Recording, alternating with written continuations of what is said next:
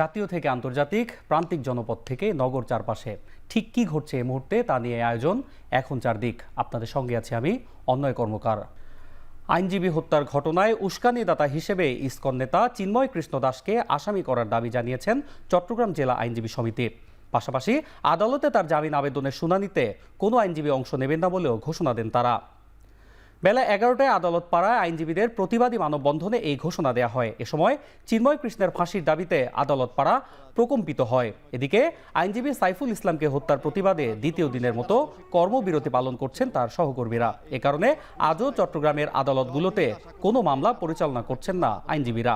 এতে ফাঁকা পড়ে থাকে এজলাস।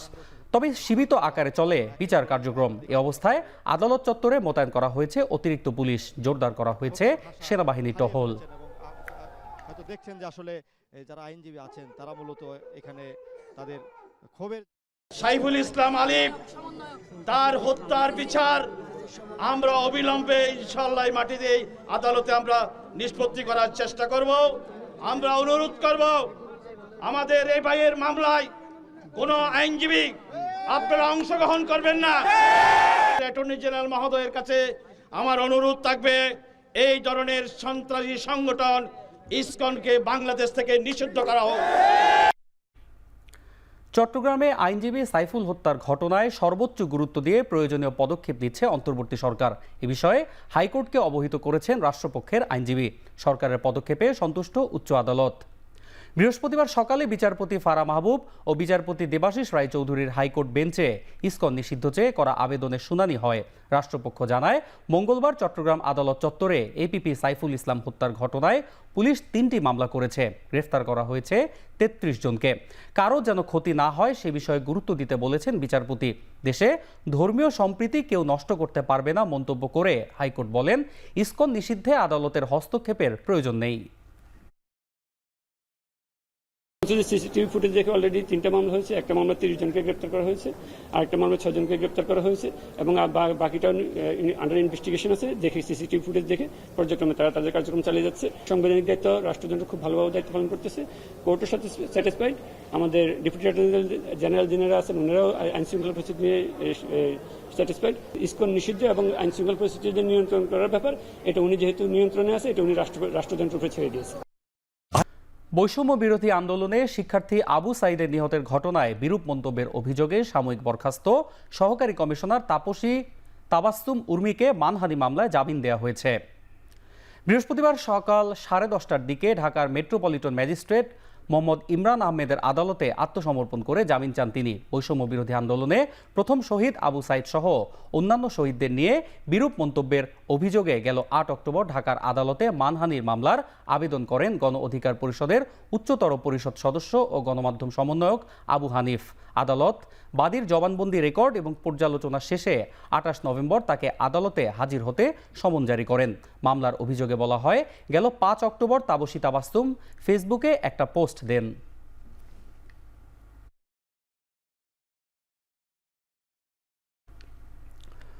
অর্থ আত্মসাৎ মামলায় হলমার্ক গ্রুপের চেয়ারম্যান জেসলিম ইসলামকে জামিন দেননি আপিল বিভাগ। তার জামিন আবেদনটি 3 মাস পর শুনানির জন্য আসবে বলে আদেশে বলা হয়েছে। এর মধ্যে দুদকের তদন্ত প্রতিবেদন আদালতে দিতে বলা হয়েছে। বৃহস্পতিবার প্রধান বিচারপতি ডক্টর সৈয়দ রেফাত আহমেদের নেতৃত্বে 5 বিচারপতির আপিল বিভাগ এ আদেশ দেন। আদালতে জেসমিনের পক্ষে শুনানি করেন ব্যারিস্টার রুহুল কুদ্দুস কাজল। দুদকের পক্ষে ছিলেন অ্যাডভোকেট আসিফ হাসান। এর আগে 2022 সালে জেসমিন ইসলামকে এই মামলায় জামিন নামঞ্জুর করেন হাইকোর্ট। পরে এই আদেশের বিরুদ্ধে আপিল বিভাগে আবেদন করা হয়। ভুয়া এলসির বিপরীতে জনতা ব্যাংকের 85 কোটি 87 লাখ টাকা আত্মসাতের মামলায় হাইকোর্ট বিভাগ 2019 সালে তাকে রুল মঞ্জুর করে জামিন দেন। এর বিরুদ্ধে দুদক আপিল বিভাগে আবেদন করেন।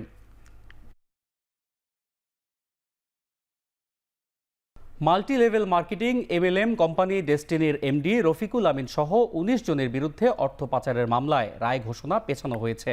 রায় পুরোপুরি প্রস্তুত না হওয়ায় 15 জানুয়ারি দিন নির্ধারণ করেছেন আদালত।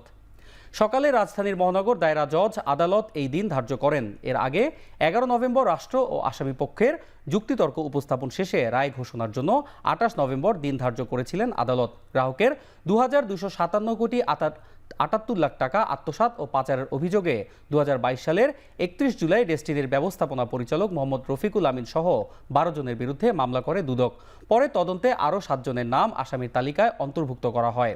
2016 সালের 24 আগস্ট মামলাটির চার্জ গঠনের মাধ্যমে বিচার শুরু করেন আদালত।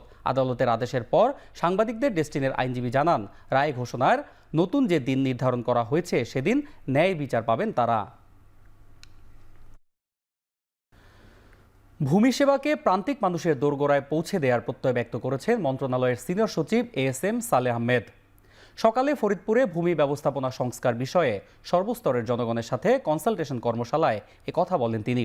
এ সময় তিনি জানান, নামজারির প্রক্রিয়া অনলাইনের মাধ্যমে হওয়ায় এখন সেবা গ্রহীতার ভোগান্তি অনেকটা কমেছে। পাশাপাশি ভূমি সেবার সঙ্গে সংশ্লিষ্ট সবাইকে আরও আন্তরিকতার সাথে সরকারি আদেশ মেনে কাজ করার আহ্বান জানান সালেহ আহমেদ। জনবান্ধব ভূমি প্রশাসন যদি আমরা করতে চাই, তাহলে আমরা যারা সেবা প্রদানকারী আছি প্রশাসনের পক্ষ থেকে আমাদের যেমন দৃষ্টিভঙ্গির পরিবর্তন দরকার, ঠিক তেমন হচ্ছে আমাদের যে প্রক্রিয়াটা স্বচ্ছ একটা প্রক্রিয়া দরকার।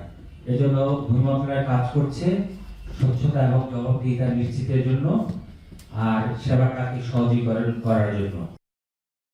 প্রায় 9 মাস বন্ধ থাকার পর 1 ডিসেম্বর থেকে শুরু হতে যাচ্ছে কক্সবাজার সেন্ট মার্টিন রুটে পর্যটকবাহী জাহাজ চলাচল। জাহাজ মালিক কর্তৃপক্ষ বলছে, নাফ নদীতে ডুবোচর জেগে ওঠায় নাব্য সংকট এবং মিয়ানমার সীমান্তে অস্থিরতা চলমান। এতে নিরাপত্তাজনিত কারণে টেকনাফ সেন্ট মার্টিন রুটে পর্যটকবাহী জাহাজ চলাচল আপাতত বন্ধ রয়েছে। চলতি মৌসুমে শুধু কক্সবাজার শহরের ননিয়ারছড়া জেটি ঘাট থেকে জাহাজ চলাচল করবে। এখন পর্যন্ত শুধু কেয়ারি সিনবাদ জাহাজ পর্যটক পরিবহনের অনুমতি পেয়েছে।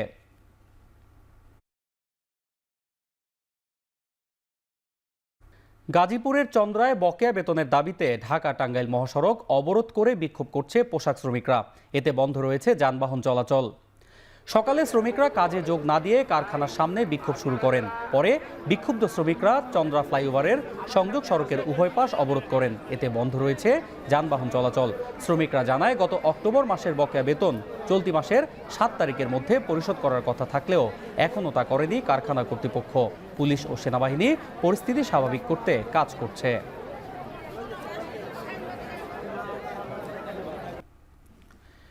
ইসরায়েলের সঙ্গে হিজবুল্লাহর যুদ্ধবিরতি কার্যকরের পর ঘরে ফিরতে শুরু করেছেন লেবানিজরা। সীমান্ত সহ বিভিন্ন শহরের সড়কে টহল দিচ্ছে ইসরায়েলি ও লেবাননের সামরিক বাহিনী।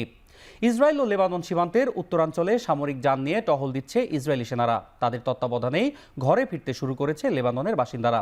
বন্ধ আছে রকেট ও ক্ষেপণাস্ত্র হামলা। যুদ্ধবিরতি কার্যকরের একদিন পরই দক্ষিণ লেবাননে অতিরিক্ত লেবানিজ সেনা মোতায়েন করা হয়েছে। ইসরায়েল বলেছে, লেবাননে তাদের সামরিক অভিযানের অন্যতম লক্ষ্য ছিল লেবাননে আশ্রয় নেয়া 60,000 ইসরায়েলিকে নিরাপদে ফিরিয়ে নেয়া। হিজবুল্লাহর হামলায় সীমান্ত এলাকা থেকে তারা পালিয়ে লেবাননের বিভিন্ন শহরে আশ্রয় নিয়েছিল। যুদ্ধবিরতির এই চুক্তিকে মধ্যপ্রাচ্য সংকটে আশার আলো হিসেবে দেখছেন জাতিসংঘ মহাসচিব আন্তোনিও গুতেরেস।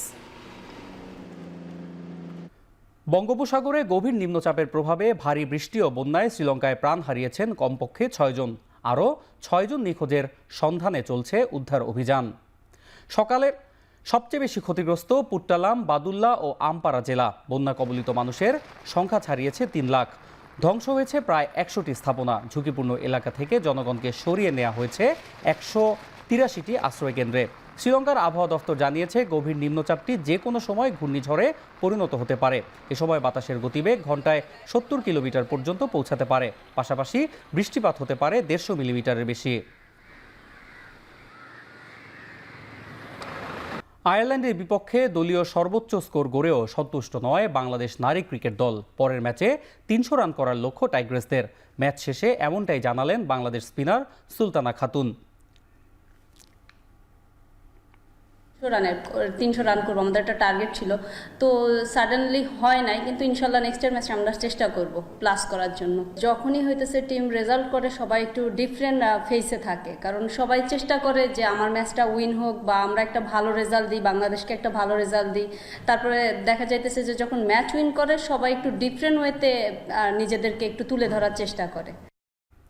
এবার বাংলাদেশ আয়ারল্যান্ড ওয়ানডে সিরিজের খবর। আয়ারল্যান্ডের বিপক্ষে চলমান ওয়ানডে সিরিজের জন্য বাংলাদেশ নারী দলে যোগ দিয়েছেন wicket keeper batter দিলার Akter. Press বিজ্ঞপ্তিতে এই তথ্য জানায় বাংলাদেশ ক্রিকেট বোর্ড। তবে তাকে স্কোয়াডে নেয়ার কারণ জানায়নি বিসিবি। 2022 সালের ডিসেম্বরে অভিষেকের পর বাংলাদেশের জার্সিতে 2 ম্যাচ খেলেছেন দিলারা। আয়ারল্যান্ডের বিপক্ষে 3 ম্যাচ ওয়ানডে সিরিজের প্রথম ম্যাচে 154 রানের জয় পায় বাংলাদেশ নারী ক্রিকেট দল। টাইগ্রেসদের দেয়া 293 রানের টার্গেট তাড়া করতে নেমে 97 রানে সব উইকেট হারায় আইরিশরা।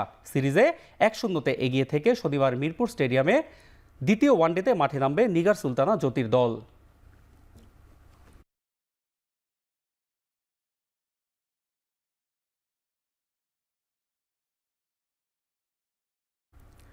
শেষ করছি এখন চারদিক। এখন টেলিভিশন ওয়েবসাইটে দেখতে ভিজিট করুন www.ekon.tv। এখন টেলিভিশন ফেসবুকে দেখতে ভিজিট করুন facebook.com/tv.ekon। ইউটিউবে এখন টেলিভিশন দেখতে ভিজিট করুন youtube.com/c/ekontv।